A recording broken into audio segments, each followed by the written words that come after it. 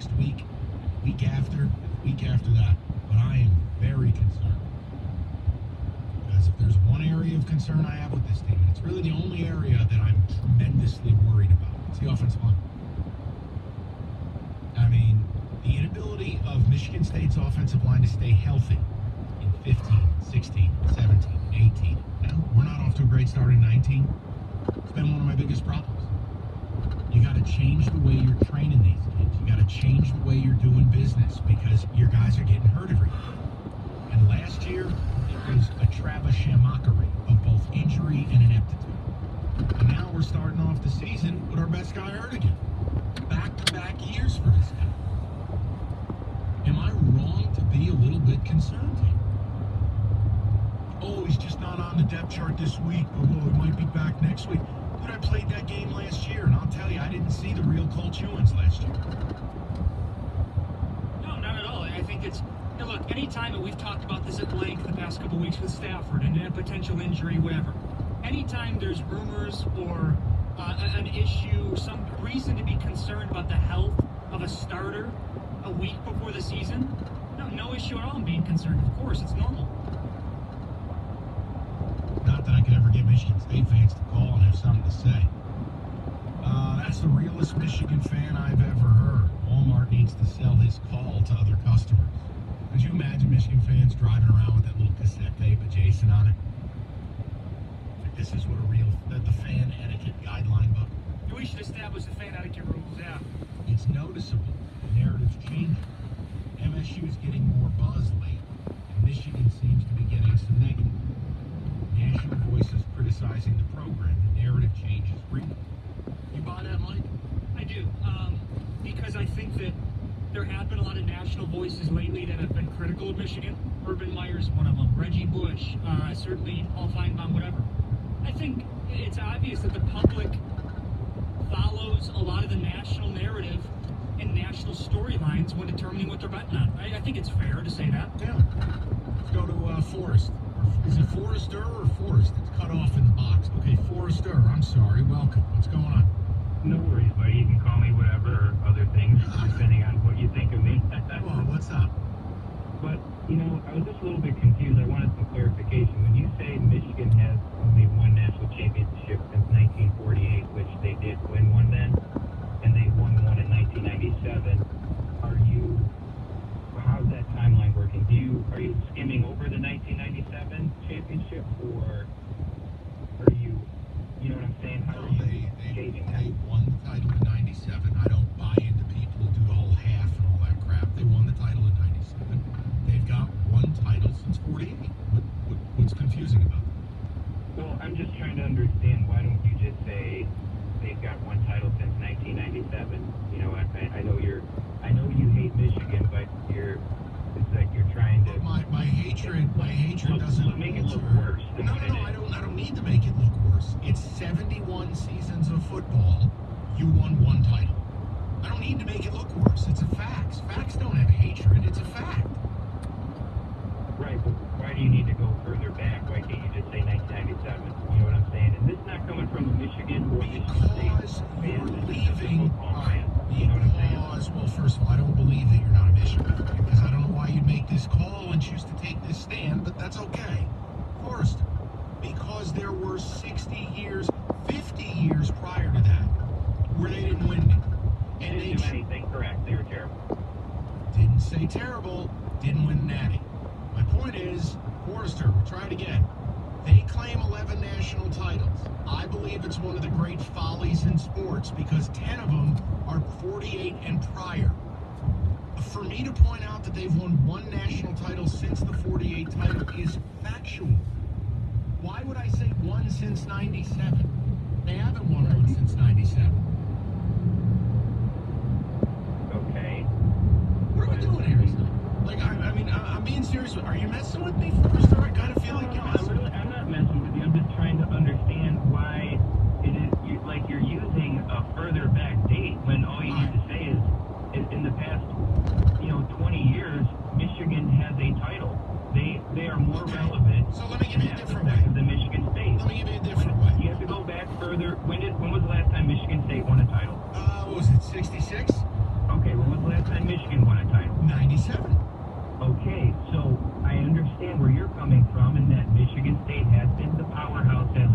recently, but I think you are just being a little bit harder on Michigan. So am I being hard on the Lions when I say they have one playoff win since 1957? No, that's just what it is. That's the same thing. Goodbye. Bleep off. Bye-bye. That is the same thing. That is literally, or as our European friends say, literally the same bleeping thing. And the worst part is, you do it under the guise that you're not a Michigan fan, but this is the hill you want to die on. You're right, it is the same thing. And I really hate to do this because I like Forrester, but I have to give you an English lesson here. Since a date means after that date. Since that date, they've only won one. You can't say since 97 because they haven't won anything since 97. Question to our audience. Is that the single worst Michigan phone call we've ever gotten? Even though he labeled himself as not a Michigan fan. Have we just bounced off the bottom of the ocean like the hull of the Titanic? How could you pick up the phone and take issue with a factual statement of Michigan having one title since 48? Lions have one playoff win since 57. Like what? It's true. And then when you bring up the Lions example, he said, "Oh well, no, that's different. That's not the same thing." It's the same thing as just using a date for an example like that. We hear it all the time with Lions. But he's not a Michigan. Just a concerned citizen of Sportsville. That's what he claims. He's not a Michigan or Michigan State fan. 248-539-9797. Summer, it's in full swing. Call Miller Landscape, get your project started so you can enjoy it this summer. Take your weekends back. Have the pros at Miller Landscape take care of all your landscape needs. You can call them right now. 800-36 Miller. If you're sick of dealing with a reliable contractor, just want the job done right, give Miller a call. Jeremy's team will come out, meet with you, tailor a package to meet your budget, gives you the yard you've always wanted. And whether it's weekly maintenance, hell, it could be all the way out to a deck, a patio, or anything in between. They handle it on budget, on time, and to your specification. Check them out on the web, getmillernow.com. And again, if it happens outside, it's Miller. You call them today, 800-36 Miller. That's 800-36 Miller. It's Miller Landscape.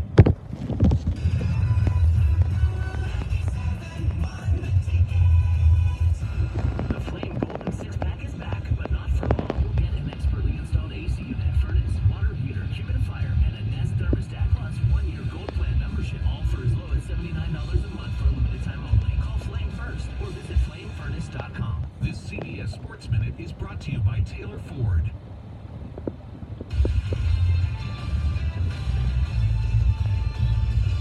This is Jim Rome of the CBS Sports Minute, sponsored by Geico. 15 minutes could save you 15% or more on car insurance. The 2019 MLB Players Weekend is over, and that's actually a good thing. How about the pitchers on the teams wearing all white, having to wear black hats, even though their teammates were wearing white hats so the batters could see the ball? And yet when the teams wearing all black were in the field, they blended in with the umpires. Fail. And that's not just me talking. Plenty of managers have thoughts too. Cleveland's Terry Francona, quote, "What's the slogan? Let the kids play, let the grown-ups look like morons," end quote. Dodgers manager Dave Roberts, quote, "It's not our finest moment wearing these all-white milkman uniforms, but it is what it is," end quote. It is what it was, and it should never be ever again. Swing and a miss, MLB. Bench the milkman uniforms. I'm Jim Rome.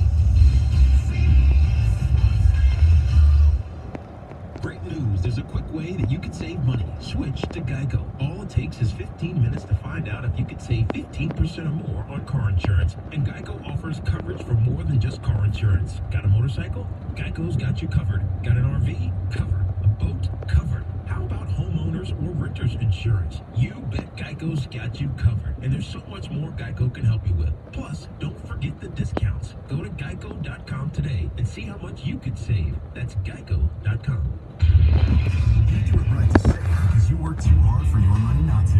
Lowe's is here to help with special Labor Day everyday savings throughout the store. When you buy a DeWalt 2-tool combo kit featuring a drill and impact driver, you get a DeWalt Bare tool for free. Choose from a reciprocating or circular saw, angle grinder, or 12-volt battery, and update your appliances and get up to 40% off select appliance special values. This Labor Day, do it right for less. Start with Lowe's. Tool offer valid through 8/28. Appliance offer valid through 9/11 US only. This is Sarah's O'Reilly Auto Parts story. Driving cross country with 2 young children is ambitious, to say the least. Then our check engine light came on. We pulled into O'Reilly Auto Parts and they tested it. Turned out it was a faulty sensor. They referred us to a great mechanic just down the street and we were back on the road in no time.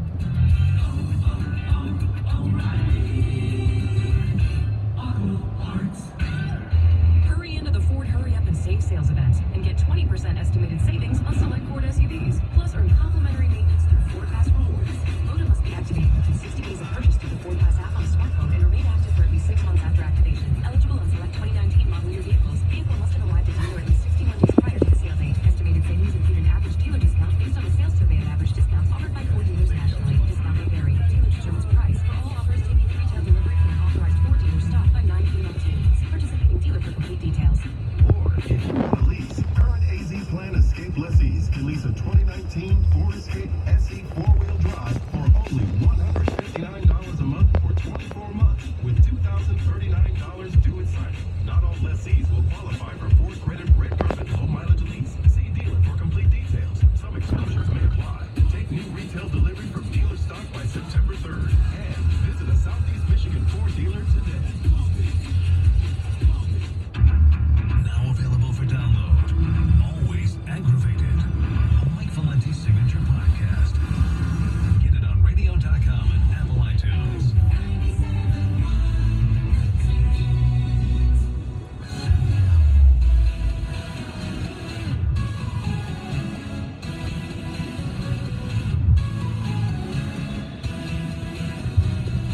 All right, 97.1. Good to have you. Sully's cocked and loaded today momentarily. I'll read the ticket text first.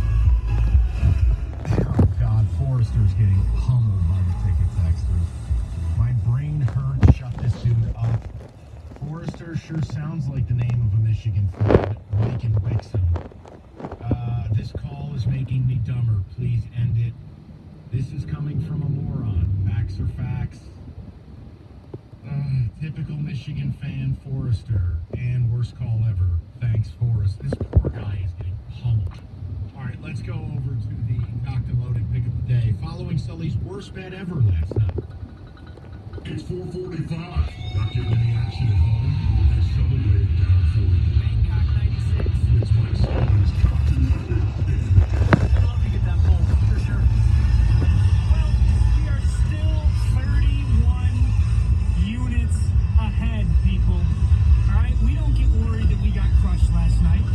We don't think about how bad last night was. All we do, we put that behind us, we refocus, and we look at tonight's schedule.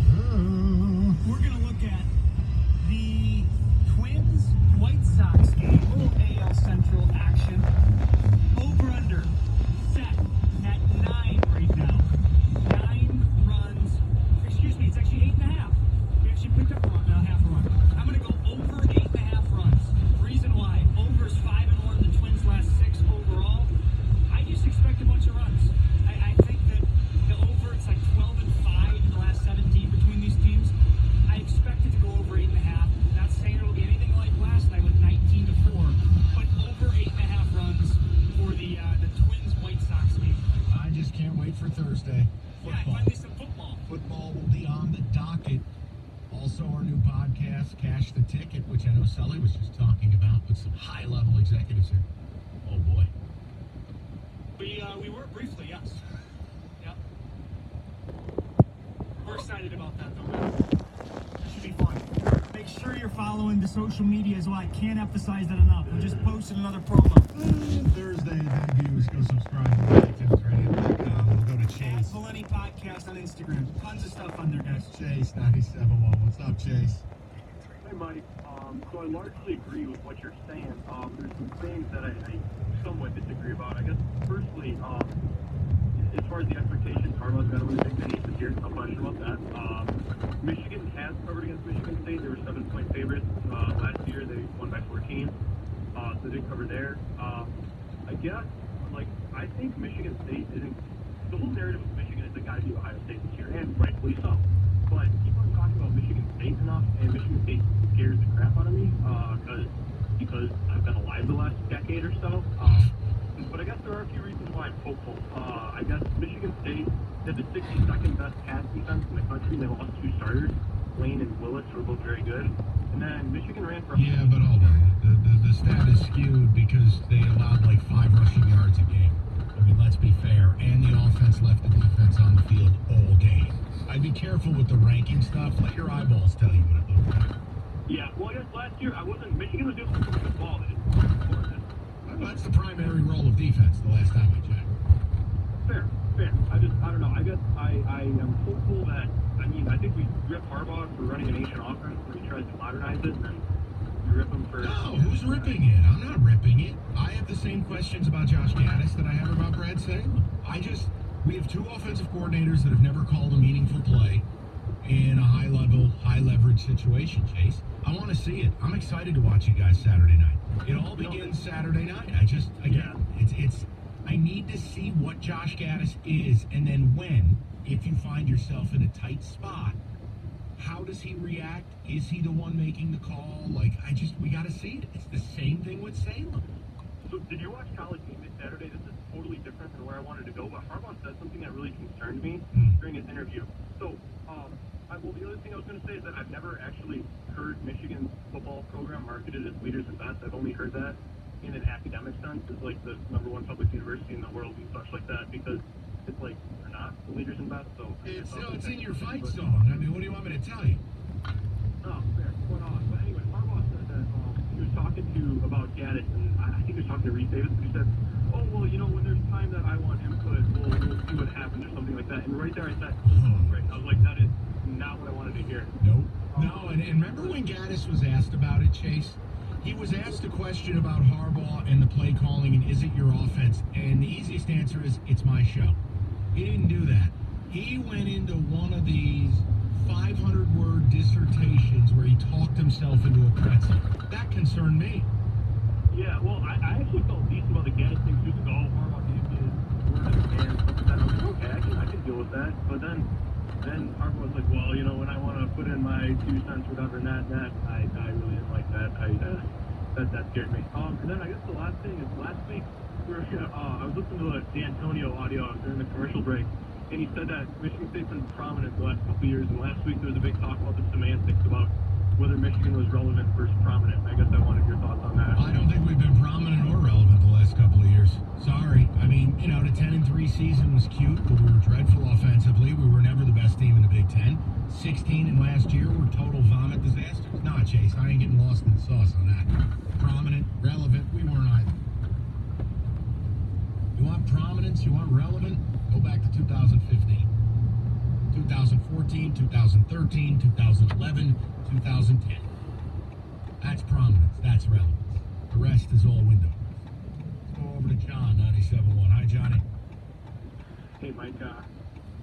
Let's take a deeper dive from linking to MSU's schedule. Okay. I believe the Big Ten is a little overrated to start with. I'm just not sure if I 17. I'm with you. I don't think any more than 5 finish it ranked. Tops. Here we go. The 3 teams in the East, Northwestern, Wisconsin, and Arizona State. Let's just say those are MSU's Big 6 games, which they are. Every team except Michigan has a new quarterback this year. Yep. First-year starter. ASU is starting a guy that weighs 180 dripping wet. True freshman. Going to get stuck into a locker in Sparks Stadium. I'm not arguing. I mean, look, I worry about Northwestern because from a fundamental schematic standpoint, we have never found a way to stop their offense. They run drag route after drag route after drag route, and we don't stop it. Northwestern is a thorn in our side. I worry about that game the minute I see it on the schedule. The Arizona State thing, it is what it is. We should have beat them last year. That was an embarrassment. If they come up to our stadium and beat us this year, we'd blow. That's it. So take those 2 games out. The third game you mentioned is what? At Wisconsin? It's going to be started. He played